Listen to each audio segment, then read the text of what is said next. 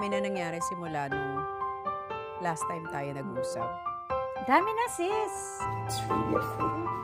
I have one. Yung blessing na gusto mo, nakikita mo, binibigay sa lahat ng tao nakapaligid sa'yo, puwera sa'yo. Yes. Eh, ikaw ang nagdadasal nun.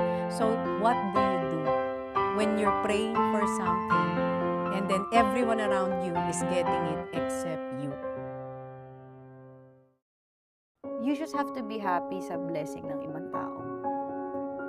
Kasi darating din yung sa'yo. So you just have to let go. Alam mo talagang let go, surrender talaga. Pero di ba minsan, kailangan mong dumaan sa sakit para pagdating ng regalo, sobra mong siyang machi-cherish, sobra mong mabavalue kasi alam mo yung sakit na pinagdaanan mo bago mo mahawakan